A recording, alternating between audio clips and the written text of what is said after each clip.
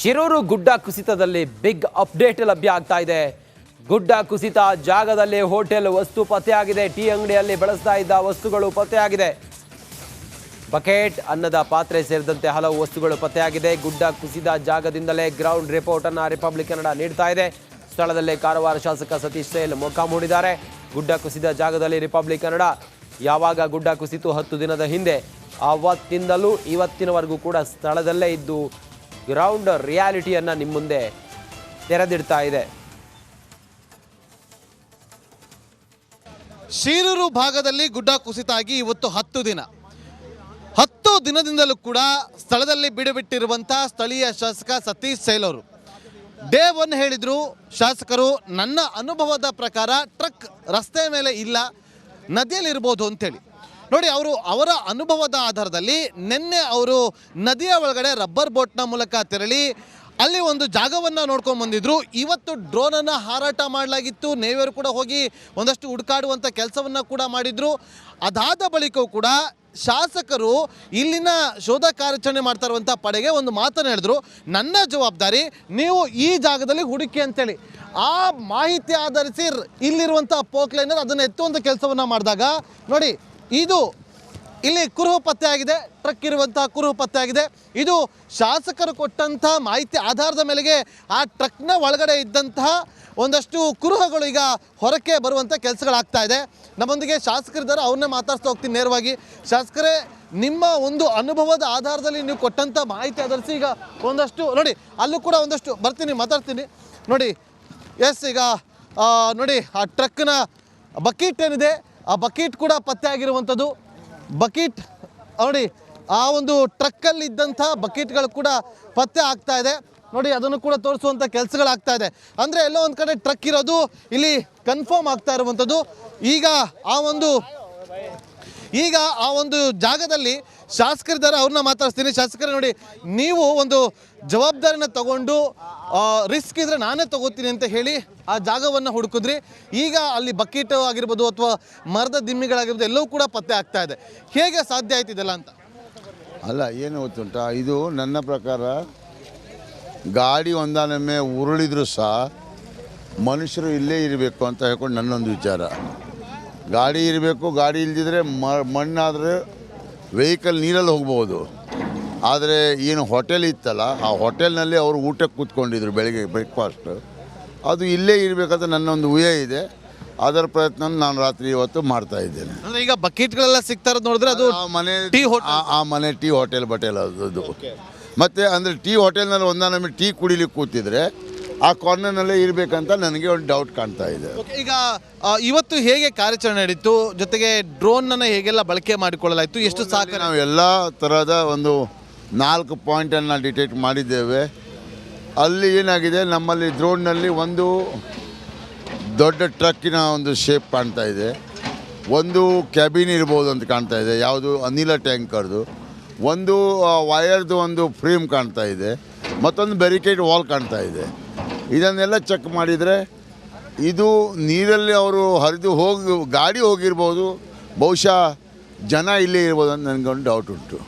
ಇದಾಗಿತ್ತು ಶಾಸಕರಾಗಿರುವಂಥ ಸತೀಶ್ ಸೈಲ್ ಅವರ ಮಾತು. ಡೇ 1 ಇಲ್ಲಿ ಅವರು ಬಿಟ್ಟಿದ್ದಾರೆ. ಪಾರ್ಲಿಮೆಂಟ್ ಸೆಷನಲ್ಲೂ ಕೂಡ ಇದೇ ವಿಚಾರವಾಗಿ ಚರ್ಚೆ ಕೂಡ ಆಗಿದೆ. ನಾವು ಪ್ರತ್ಯಕ್ಷವಾಗಿ ಕೂಡ ಗಮನಿಸಿದ್ದೀವಿ, ಶಾಸಕರು ಇಲ್ಲಿ ಇದ್ದು ಕೆಲಸವನ್ನು ಮಾಡ್ತಾ ಇದ್ದಾರೆ. ಈಗ ಟೀ ಸ್ಟಾಲ್ನ ಒಂದಷ್ಟು ಕುರುಹುಗಳು ಕೂಡ ಪತ್ತೆಯಾಗಿದೆ. ಕ್ಯಾಮ್ರಾ ಪರ್ಸನ್ ರಾಕೇಶ್ ಗುಳೇದ್ ಜೊತೆ ನಾಗೇಂದ್ರ ಬಾಬು, ರಿಪಬ್ಲಿಕ್ ಕನ್ನಡ, ಉತ್ತರ ಕನ್ನಡ ಜಿಲ್ಲೆ. ಶಿರೂರು ಬಳಿ 10 ದಿನಗಳ ಸೇನಾ ಕಾರ್ಯಾಚರಣೆ ಮಹತ್ವದ ಹಂತಕ್ಕೆ ತಲುಪಿದೆ. ರ್ಯಾಡರ್ ಕೊಟ್ಟ ಸುಳಿವು ಆರ್ಮಿ ಆಪರೇಷನ್ಗೆ ಬೂಸ್ಟ್ ನೀಡಿದೆ. ಕೇರಳದ ಆ ಟ್ರಕ್ ಕೊನೆಗೂ ಪತ್ತೆ ಆಗಿದೆ.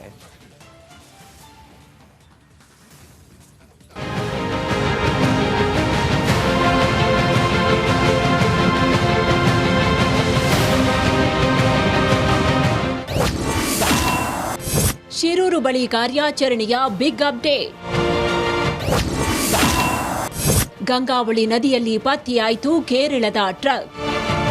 ಉತ್ತರ ಕನ್ನಡ ಜಿಲ್ಲೆ ಶಿರೂರು ಬಳಿ ರಕ್ಷಣಾ ಕಾರ್ಯಾಚರಣೆ ಮಹತ್ವದ ಘಟ್ಟಕ್ಕೆ ತಲುಪಿದೆ.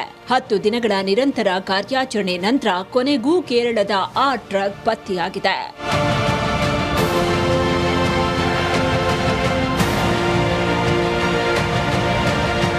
ಹೌದು, ಗಂಗಾವಳಿ ನದಿಯಲ್ಲಿ 30 ಮೀಟರ್ ದೂರದಲ್ಲಿ ಕೇರಳದ ಟ್ರಕ್ ಇರುವುದು ಖಾತ್ರಿಯಾಗಿದೆ.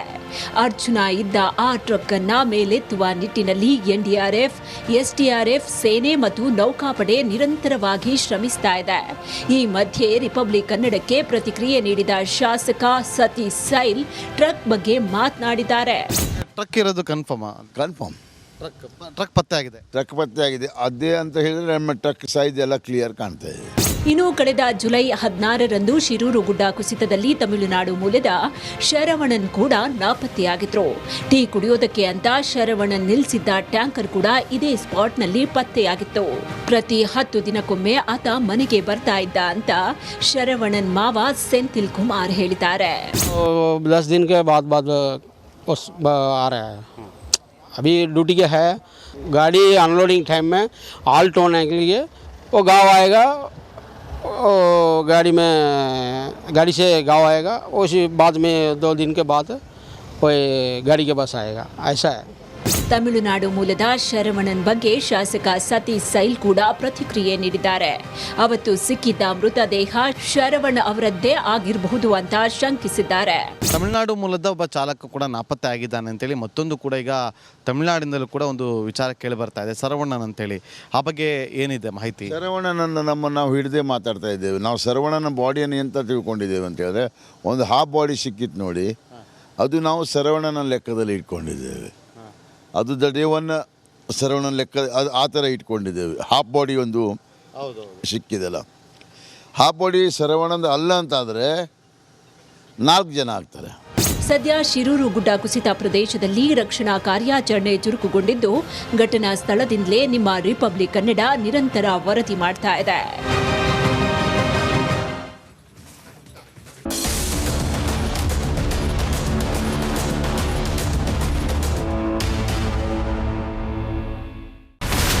ಇಲ್ಲಿರುವಂತ ಈ ಒಂದು ಗುಡ್ಡ ಕುಸಿದ ಪರಿಣಾಮ ಯಾವ ರೀತಿಯಾಗಿತ್ತು ಅಂತಂದ್ರೆ, ಗಂಗಾವಳಿ ನದಿ ಪಕ್ಕದಲ್ಲಿರುವಂತಹ ಉಳುವರ್ ಎನ್ನುವ ಗ್ರಾಮ ಸಂಪೂರ್ಣವಾಗಿ ಇವತ್ತು ನಾಶ ಆಗಿದೆ.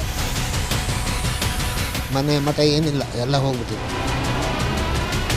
ಇವತ್ತು ರಿಪಬ್ಲಿಕ್ ಕನ್ನಡ ಮಾಡಿದಂತ ಒಂದು ವರದಿಯಿಂದಾಗಿ ಎಚ್ಚೆತ್ತುಕೊಳ್ಳುವಂತ ಕೆಲಸ ಸರ್ಕಾರ ಮಾಡಿದೆ, ಸಚಿವರು ಕೂಡ ಮಾಡಿದ್ದಾರೆ. 2 ಗಂಟೆಗೆ ಸುದ್ದಿ ಮೂಡಿಸಿದ್ದು 6 ಗಂಟೆಗೆ ಎಲ್ಲ ಸಚಿವರು ಮಿನಿಸ್ಟರ್ ಎಲ್ಲ ಬಂದು ಇಲ್ಲಿ ನೋಡೋಗಿದ್ದಾರೆ. ಎಲ್ಲ ಜನರಿಗೂ 1,20,000 ಮತ್ತೆ ಅವರಿಗೆ ಮನೆಗೆ 5 ಲಕ್ಷ. ಈ ಸುದ್ದಿಯನ್ನ ಎಲ್ಲ ಒಂದು ಅಧಿಕಾರಿಗಳಿಗೆ ಮೂಡಿಸಿದ್ದಕ್ಕಾಗಿ ರಿಪಬ್ಲಿಕ್ ಕನ್ನಡ ಟಿವಿಗೆ ಧನ್ಯವಾದ ಹೇಳಿ ಇಷ್ಟಪಡ್ತೇವೆ. ಮನೆನೂ ಕೊಡ್ತೇವೆ, ಮಕ್ಕಳ ಶಿಕ್ಷಣಕ್ಕೆ ತೊಂದರೆ ಆಗದೆ ಇದ್ದಂಗೆ ಹೆಲ್ಪ್ ಮಾಡ್ತೇವೆ. 1,20,000 ಮನೆ ಯಾರ್ದ್ರ ಡ್ಯಾಮೇಜ್ ಆಗಿದೆ ಅದನ್ನ ಕೊಡ್ತೀವಿ ಅಂತ ಒಪ್ಕೊಂಡಿದ್ದಾರೆ. ನಮ್ಮ ಕಷ್ಟಕ್ಕೆ ನೀವು ರಿಪಬ್ಲಿಕ್ ಕನ್ನಡದವರಾದಂತ ನೀವು ನೆರವಾಗಿರುತ್ತೆ ನಾವು ನಂಬಿದ್ದೇವೆ. ಅವರಿಗೆ ಸೂರನ್ನ ಕಲ್ಪಿಸಿ ಕೊಡೋವರೆಗೂ ಕೂಡ ರಿಪಬ್ಲಿಕ್ ಕನ್ನಡ ಅವರಿಗೆ ಧ್ವನಿಯಾಗಿ ನಿಲ್ಲುವಂತ ಕೆಲಸವನ್ನ ಮಾಡುತ್ತೆ.